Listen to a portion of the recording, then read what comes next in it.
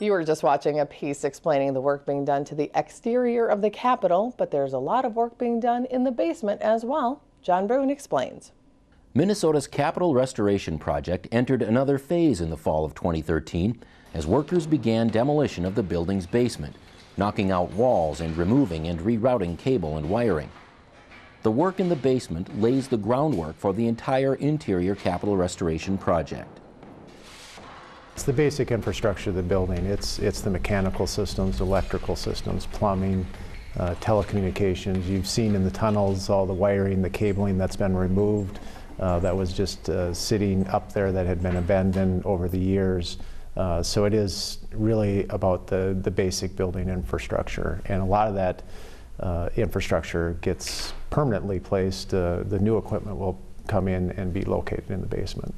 What they're doing right now is taking and demoing all the interior non-bearing walls that were built up over the years as offices and stuff changed and moved around. All of that infill, block, clay tile, steel stud, carpet, just getting rid of all the finishes and making big open spaces. So that's all being just tore down, and then it gets hauled out and hauled away. And then also the systems that feed the basement, all the electrical and mechanical and plumbing that serve the basement area is being removed at the same time. Block by block, walls crumble under the force of the workers' hammer.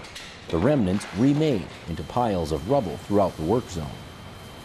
Cleanup crews employ a water hose to limit airborne dust and methodically go about the business of removal. The rubble is carted to an elevator and lifted to the street above, where it is loaded into bins to be hauled away. Areas of poured concrete require more than just manual labor. Taking down these walls and slabs requires the assistance of machines, like hammer drills, to manage the task. The basement demolition work prepares the building for the installation of new air handling units and new ductwork. The ductwork for a large building like this is huge, and so if you take a 4-foot diameter duct and you hang it from the ceiling, that whole space is unusable as occupied space. And so we're going to run that underground over to a chase and then up, so that doesn't take overhead room and it can be used as an office or something.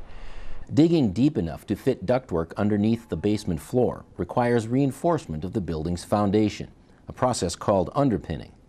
Areas of the concrete floor are cut into sections and then removed. The dirt beneath is then dug out and hauled away. This process will be repeated numerous times as preparation for the installation of new ductwork begins. Basement tenants must vacate offices, in some cases offices they've occupied for many years, and move to other areas in and around the Capitol. Every tenant in the building will have to be relocated at some point or another, and some will be relocated for longer periods than others as we move throughout the building and as we're installing the mechanical ventilation systems, the ductwork, the electrical cabling, the telecommunications cabling. That requires significant work on all floors of the building, and that means that tenants are going to have to move, and that's already underway, started with the work in the basement. Those spearheading the Capitol restoration process are charged with keeping the building functioning throughout. Creating a business-as-usual atmosphere during legislative sessions is a major challenge. Even as concrete walls come down, the tunnel connecting the Capitol building to other areas of the complex still must remain open. A thoroughfare of sorts, the tunnel becomes a moving maze as passers-by navigate a path through ever-shifting plywood walls. We are always going to have access through the basement so people can get to the various state office buildings through the Capitol like they're used to, but those walls are made out of plywood and they're short so that we can move them around as we need to. Once the work gets really busy down here, the way you get from one end to the other will probably be different every day.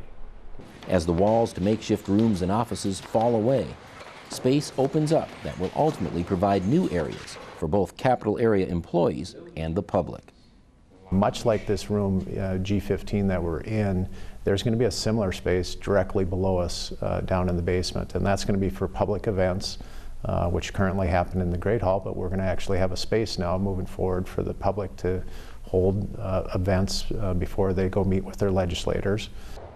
When the Capitol restoration is complete, new office space will appear. Tenants, old and new, will again occupy the space in the deepest part of the Capitol building.